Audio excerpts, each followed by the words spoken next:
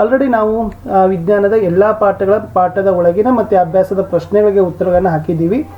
So ಇವಾಗ ನೋಟ್ಸ್ನ ಸೀರೀಸ್ಗಳನ್ನು start ಮಾಡಿದ್ದೀನಿ. ರಾಸಾಯನಿಕ ಕ್ರಿಯೆ ಮತ್ತು ಸಮೀಕರಣಗಳು, ಆಮೇಲೆ ಆಮ್ಲ ಮತ್ತು ಪ್ರತ್ಯಾಮ್ಲಗಳು 2 ಪಾಠದ ನೋಟ್ಸ್ಗಳು ಸಹಿತ ಇದ್ದಾವೆ. ವಿಡಿಯೋದ ಡಿಸ್ಕ್ರಿಪ್ಷನ್ ಬಾಕ್ಸ್ನಲ್ಲಿ ನಿಮ್ಮ SSLCಯ ಎಲ್ಲ ವಿಷಯಗಳಿಗೆ ಸಂಬಂಧಪಟ್ಟಂತೆ ವಿಡಿಯೋಗಳಿದ್ದಾವೆ. ಸೊ ದಯಮಾಡಿ ಅವುಗಳನ್ನು ನೋಡಿ ಹೆಚ್ಚು ಸ್ಟಡಿ ಮಾಡಿ ಚೆನ್ನಾಗಿ ಸ್ಕೋರ್ ಮಾಡಿ ಅಂತ ಹೇಳ್ತಾ, ಸೊ ಇಷ್ಟು ಸೈನ್ಸಲ್ಲಿ ನಾನು ಕನ್ಸೆಪ್ಟನ್ನು ಹೇಳ್ತೀನಿ. ಚೆನ್ನಾಗಿದೆ, ಚೆನ್ನಾಗಿ ಕೇಳಿ. ಪದೇ ಪದೇ ಕೇಳಿದರೆ ಮಾತ್ರ 100% ನಿಮಗೆ ನೆನಪುಳದೇ ಉಳಿತದೆ ಮತ್ತು ಬಹಳ ಸಿಂಪಲ್ ಆಗಿ ಇದೆ. ಈ ವಿಡಿಯೋದಲ್ಲಿ ನಾನು ವಿದ್ಯುದಾವೇಶ, ವಿದ್ಯುತ್ ಪ್ರವಾಹ, ವಿದ್ಯುತ್ ಮಂಡಲದ ಚಿತ್ರ, ವಿದ್ಯುತ್ ವಿಭವ ಮತ್ತು ವಿಭವಾಂತರ, ಓಮ್ನ ನಿಯಮದ ಬಗ್ಗೆ ನಾನು ಏನು ಮಾಡ್ತಾ ಇದ್ದೀನಿ, ಚರ್ಚೆಯನ್ನು ಮಾಡ್ತಾ ಇದ್ದೀನಿ.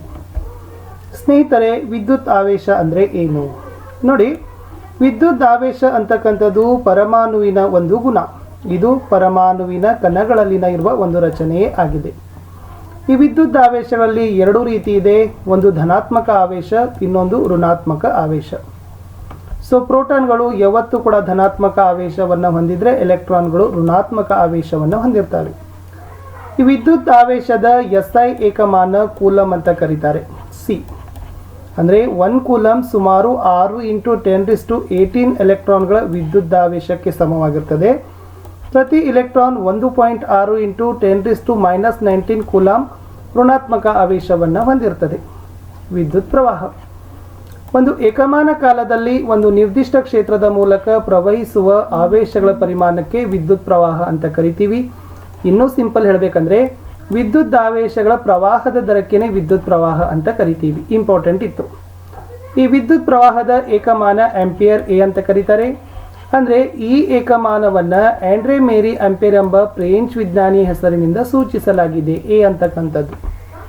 ಇನ್ನು ವಿದ್ಯುತ್ ಪ್ರವಾಹದ ಸಂಕೇತ ಐ ಅಂತ ಕರೀತಾರೆ. ಇದು ಐ. 1 ಆಂಪಿಯರ್ ವಿದ್ಯುತ್ ಪ್ರವಾಹದ ರಚನೆಯು ಪ್ರತಿ ಸೆಕೆಂಡಿಗೆ 1 ಕೂಲಂ ಆವೇಶದ ಪ್ರವಾಹವಾಗಿದೆ.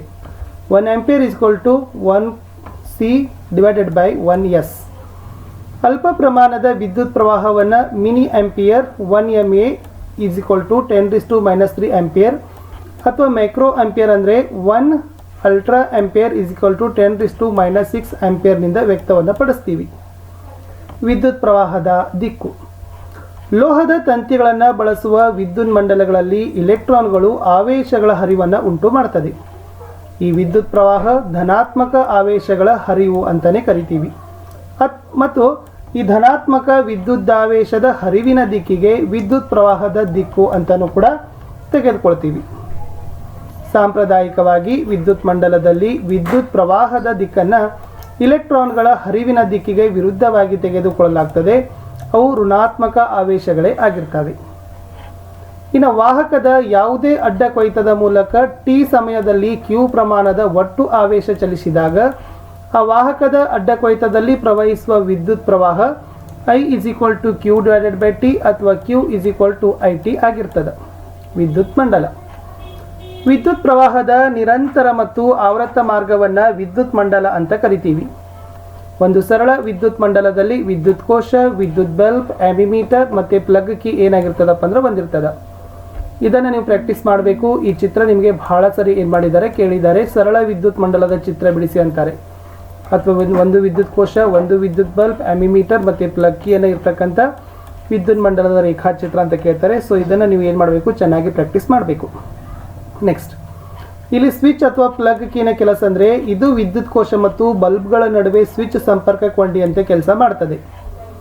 ಇನ್ನು ಆ್ಯಮಿಮೀಟರ್ ಅಂದರೆ ಇದು ವಿದ್ಯುತ್ ಮಂಡಲದಲ್ಲಿನ ವಿದ್ಯುತ್ ಪ್ರವಾಹದ ದರವನ್ನು ಅಳೆಯಲು ಉಪಯೋಗಿಸುವ ಉಪಕರಣವಾಗಿದೆ. ಮತ್ತು ಈ ಆ್ಯಮಿಮೀಟರ್ ವಿದ್ಯುತ್ ಮಂಡಲದಲ್ಲಿ ಯಾವಾಗಲೂ ಸರಣಿ ಕ್ರಮದಲ್ಲಿ ಜೋಡಿಸಿರ್ತಾರೆ. ಇಂಪಾರ್ಟೆಂಟ್. ಇನ್ನು ವಿದ್ಯುತ್ ಕೋಶ ನೋಡೋದಾದರೆ ವಾಹಕದ ತುದಿಗಳ ನಡುವೆ ವಿಭವಾಂತರವನ್ನು ಉತ್ಪತ್ತಿ ಮಾಡ್ತದೆ. ಈ ವಿದ್ಯುತ್ ಮಂಡಲದಲ್ಲಿ ವಿದ್ಯುತ್ ಪ್ರವಾಹವು ಕೋಶದ ಧನಧ್ರುವದಿಂದ ಕೋಶದ ಋಣಧ್ರುವದ ಕಡೆಗೆ ಈ ಬಲ್ಬ್ ಮತ್ತು ಆ್ಯಮಿಮೀಟರ್ ಮೂಲಕ ಪ್ರವಾಹವನ್ನು ಮಾಡ್ತದೆ. ವಿದ್ಯುತ್ ಮಂಡಲದ ಚಿತ್ರ. ಮಂಡಲದಲ್ಲಿನ ವಿವಿಧ ಘಟಕಗಳನ್ನು ಸೂಕ್ತ ಚಿಹ್ನೆಗಳಿಂದ ಪ್ರತಿನಿಧಿಸಲಾದ ಮಂಡಲದ ರೇಖಾಚಿತ್ರಕ್ಕೆ ನಾವು ವಿದ್ಯುತ್ ಮಂಡಲದ ಚಿತ್ರ ಅಂತ ಕರಿತೀವಿ.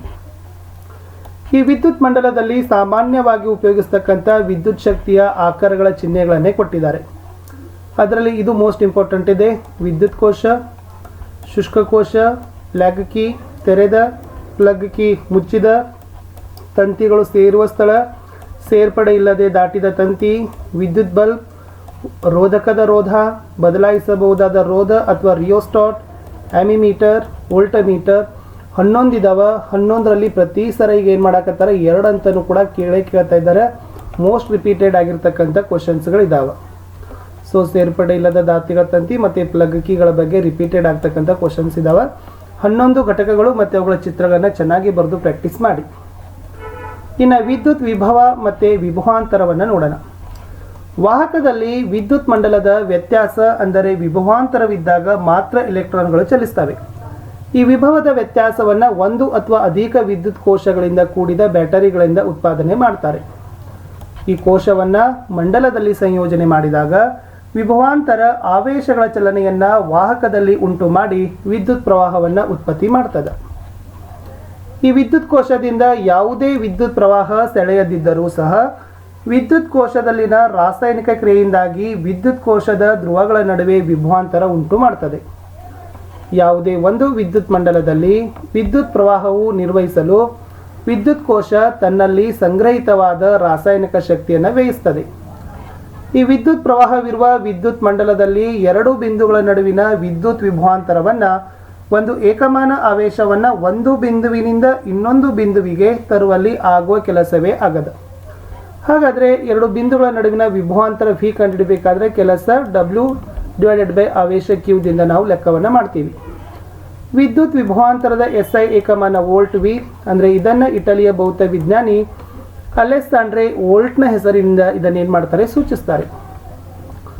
ಯಾವುದೇ ಅನುಕ್ರಮ ವಿದ್ಯುತ್ ವಾಹಕದ 2 ಬಿಂದುಗಳ ನಡುವೆ 1 ಕೂಲಂಬ್ ಆವೇಶವನ್ನು ಒಂದು ಬಿಂದುವಿನಿಂದ ಇನ್ನೊಂದು ಬಿಂದುವಿಗೆ ತರುವಲ್ಲಿ 1 ಜೌಲ್ ಕೆಲಸವನ್ನು ನಡೆದರೆ ಆ 2 ಬಿಂದುಗಳ ನಡುವಿನ ವಿಭವಾಂತರ 1 ವೋಲ್ಟ್ ಆಗಿರ್ತದೆ. 1 ವೋಲ್ಟ್ = 1 ಜೌಲ್ / 1 ಕೂಲಂಬ್ ಅಥವಾ 1 ಫಿ = 1 ಜೌಲ್ ಕೂಲ್ -1 ಅಂತಕ್ಕಂಥದ್ದು ಇದೆ. ಈ ವಿಭವಾಂತರ ಅಳೆಯುವ ಉಪಕರಣವೇ ವೋಲ್ಟಮೀಟರ್. ವಿಭವಾಂತರ 2 ಬಿಂದುಗಳ ನಡುವಿನ ವಿಭವಾಂತರ ಅಳೆಯಲು ವೋಲ್ಟಮೀಟರನ್ನು ಯಾವಾಗಲೂ ಸಮಾಂತರವಾಗಿ ಆ ಬಿಂದುಗಳ ತುದಿಗಳಿಗೆ ಜೋಡಿಸಬೇಕು. ವೆರಿ ಇಂಪಾರ್ಟೆಂಟ್ ಇತ್ತು. ಓಮ್ನ ನಿಯಮ. ಸೊ ಪ್ರತಿ ಸಾರಿ ನಿಮಗೆ ಓಮ್ನ ನಿಯಮದ ಮೇಲೆ ಕ್ವಶನ್ಸ್ ಒಂದಂತೂ ಇದ್ದೇ ಇರ್ತದೆ. ಈ ಓಮ್ನ ನಿಯಮ ಒಂದು ವಿದ್ಯುತ್ ಪ್ರವಾಹ ಮತ್ತು ವಿಭವಾಂತರಗಳಿಗೆ ಇರೋ ಸಂಬಂಧವನ್ನು ತಿಳಿಸ್ತದೆ. ಇದನ್ನೇ ಪ್ರತಿಪಾದಿಸಿದ ಜರ್ಮನಿಯ ಭೌತ ವಿಜ್ಞಾನಿ ಜಾರ್ಜ್ ಸೈಮನ್ ಓಮ್. ಏನು ಹೇಳ್ತದೆ ನೋಡಿ, ಒಂದು ನಿರ್ದಿಷ್ಟ ತಾಪಮಾನದಲ್ಲಿ ರೋಧಕದ ಮೂಲಕ ಹರಿಯುವ ವಿದ್ಯುತ್ ಪ್ರವಾಹ ಐ ಅದರ ನಡುವಿನ ವಿಭವಾಂತರ ವಿಗೆ ನೇರ ಅನುಪಾತದಲ್ಲಿರ್ತದೆ. ಇದನ್ನೇ ಓಮನ ನಿಯಮ ಅಂತ ಕರಿತೀವಿ. ಸೊ ಫಿ ಅಲ್ಫಾ ಐ ಅಂತ ಕರೀತಾರೆ. ಫಿ / ಐ = ಸ್ಥಿರಾಂಕ. ಸೊ ಫಿ = IR ಅಂತಕ್ಕದ್ದನ್ನು ಬರಿಬೇಕಿತ್ತು. ಇಲ್ಲಿ ಆರ್ ಅಂತಕ್ಕಂಥದ್ದು ಒಂದು ನಿರ್ದಿಷ್ಟ ತಾಪಮಾನದಲ್ಲಿ ಲೋಹದ ತಂತಿಯ ಸ್ಥಿರಾಂಕವಾಗಿದೆ. ಇದನ್ನೇ ರೋಧ ಅಂತ ಕರಿತೀವಿ. ಅಂದರೆ ವಾಹಕದಲ್ಲಿ ಪ್ರವಹಿಸುವ ಆವೇಶಗಳ ಪ್ರವಾಹವನ್ನು ವಿರೋಧಿಸುವ ವಾಹಕದ ಗುಣವೇ ರೋಧ. ಈ ರೋಧದ SI ಏಕಮಾನ ಓಮ್ ಅಂತ ಕರೀತಾರೆ. ಈ ತರನಾಗಿ ಅದು ಚಿಹ್ನೆ ಬರ್ತದೆ. ಓಮ್ನ ನಿಯಮದ ಪ್ರಕಾರ R = V/I. ಅಂದರೆ ಯಾವುದೇ ವಾಹಕದ 2 ತುದಿಗಳ ನಡುವಿನ ವಿಭವಾಂತರ 1 ವೋಲ್ಟ್ ಆಗಿದ್ದು ಮತ್ತು ಅದರ ಮೂಲಕ 1 ಆಂಪಿಯರ್ ವಿದ್ಯುತ್ ಪ್ರವಾಹ ಪ್ರವಹಿಸಿದಾಗ ಆ ವಾಹಕದ ರೋಧ R 1 ಓಮ್ ಆಗಿರ್ತದೆ. 1 ಓಮ್ = 1 ವೋಲ್ಟ್ / 1 ಆಂಪಿಯರ್. ಹಾಗೂ ವಿದ್ಯುತ್ ಪ್ರವಾಹವನ್ನು ಕಂಡುಹಿಡಿಯಲಿಕ್ಕೆ ಈ ಕೆಳಗಿನ ಸಂಬಂಧವನ್ನು ಸಿಗ್ತದೆ. ಇಲ್ಲೊಂದು 3 ಸೂತ್ರಗಳಿದ್ದಾವೆ. ನೀವು ಬಹೈಟ್ ಮಾಡಲೇಬೇಕು, ಕಲ್ಕೊಳ್ಳೇಬೇಕು. ಇದರ ಮೇಲೇ ಗಣಿತೀಯ ಲೆಕ್ಕಗಳು ಬರ್ತವೆ. ವಿಭವಾಂತರ ಕಂಡುಹಿಡಿಬೇಕಾದ್ರೆ V = IR ಸೂತ್ರ ಹಾಕಬೇಕು. ವಿದ್ಯುತ್ ಪ್ರವಾಹ ಕಂಡುಹಿಡಿಯಲಿಕ್ಕೆ I = V/R ಹಾಕಬೇಕು. ರೋಧ ಕಂಡುಹಿಡಿಯಲಿಕ್ಕೆ R = V/I ಸೂತ್ರವನ್ನು ಹಾಕಬೇಕು. 3 ಸೂತ್ರಗಳು ಮೋಸ್ಟ್ ಇಂಪಾರ್ಟೆಂಟ್ ಇದ್ದಾವೆ. ಅಂದರೆ ಸ್ವಾಭಾವಿಕವಾಗಿ ಯಾವುದೇ ಒಂದು ರೋಧಕದ ಮೂಲಕ ಪ್ರವಹಿಸುವ ವಿದ್ಯುತ್ ಪ್ರವಾಹ ಅದರ ರೋಧಕ್ಕೆ ವಿಲೋಮ ಅನುಪಾತದಲ್ಲಿ ಇರ್ತದೆ. ಇದು ಮೋಸ್ಟ್ ಇಂಪಾರ್ಟೆಂಟ್. ಅಂದರೆ ರೋಧವನ್ನು ದ್ವಿಗುಣಗೊಳಿಸಿದರೆ ವಿದ್ಯುತ್ ಪ್ರವಾಹದ ದರ ಅರ್ಧದಷ್ಟು ಆಗ್ತದೆ. ಅನೇಕ ಪ್ರಾಯೋಗಿಕ ಸಂದರ್ಭಗಳಲ್ಲಿ ವಿದ್ಯುತ್ ಮಂಡಲದಲ್ಲಿ ವಿದ್ಯುತ್ ಪ್ರವಾಹವನ್ನು ಹೆಚ್ಚಿಸೋದು ಮತ್ತು ಕಡಿಮೆಗೊಳಿಸೋದು ಅತಿ ಅವಶ್ಯಕನೇ ಆಗ್ತದೆ.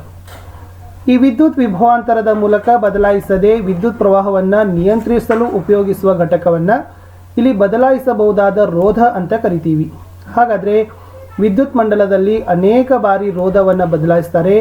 ಇದಕ್ಕೆ ಬಳಸ್ತಕ್ಕಂಥ ಸಾಧನವೇ ರಿಯೋಸ್ಟಾಟ್. ಇಲ್ಲಿ ಎಲೆಕ್ಟ್ರಾನ್ಗಳು ವಾಹಕದೊಳಗೆ ಚಲಿಸಲು ಸಂಪೂರ್ಣವಾಗಿ ಸ್ವತಂತ್ರ ಆಗಿರೋದಿಲ್ಲ. ವಾಹಕದ ಮೂಲಕ ಎಲೆಕ್ಟ್ರಾನ್ಗಳ ಪ್ರವಾಹ ಅದರ ರೋಧದೊಂದಿಗೆ ಕುಂಠಿತವಾಗ್ತದೆ. ಒಂದು ನಿರ್ದಿಷ್ಟ ಗಾತ್ರದ ವಸ್ತು ಕಡಿಮೆ ರೋಧವನ್ನು ಒದಗಿಸಿದರೆ ಅದು ಉತ್ತಮ ವಾಹಕ. ಮತ್ತು ಒಂದು ವಾಹಕ ಗಣನೀಯವಾದ ರೋಹ ಹೊಂದಿದ್ದರೆ ಅದನ್ನು ರೋಧಕ ಅಂತ ಕರಿತೀವಿ.